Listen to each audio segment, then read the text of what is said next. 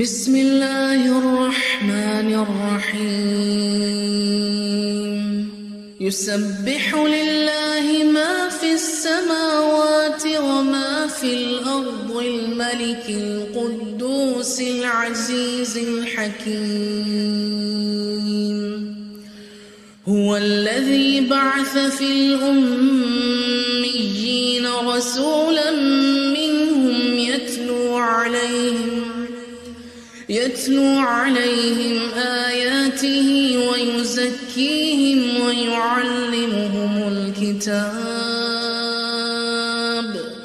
ويعلمهم الكتاب والحكمة وإن كانوا من قبل لفي ضلال مبين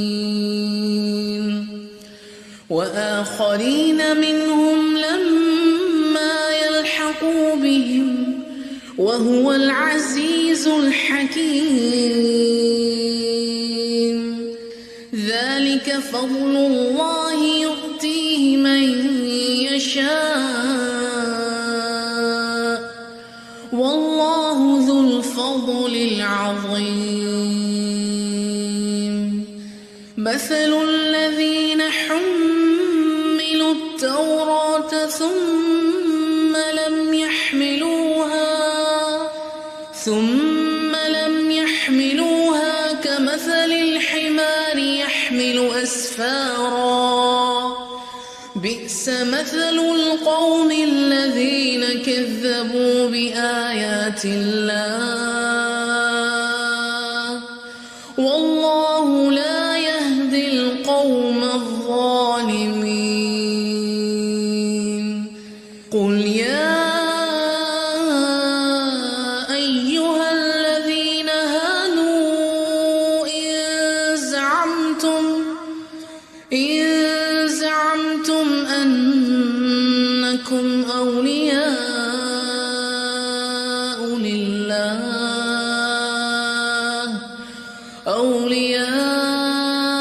لله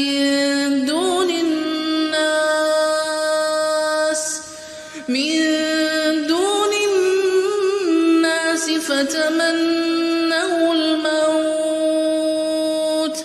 فتمنوا الموت إن كنتم صادقين ولا يتمنونه أبدا بما قدمت أيديهم والله عليم بالظالمين قل إن الموت الذي تفرون منه فإنه ملاقيكم ثم تردون إلى عالم الغيب والشهادة فينبئكم بما كنتم تعملون يا أيها الذين آمنوا إذا نودي للصلاة من يوم الجمعة فاسعوا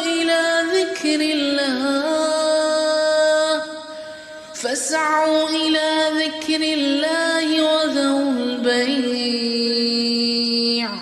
ذلكم خير لكم إن كنتم تعلمون فإذا قضيت الصلاة فانتشروا في الأرض وابتغوا من فضل الله واذكروا الله كثيرا لعلكم تفلحون وإذا رأوا تجارة أو لهوا انفضوا إليها وتركوك قائما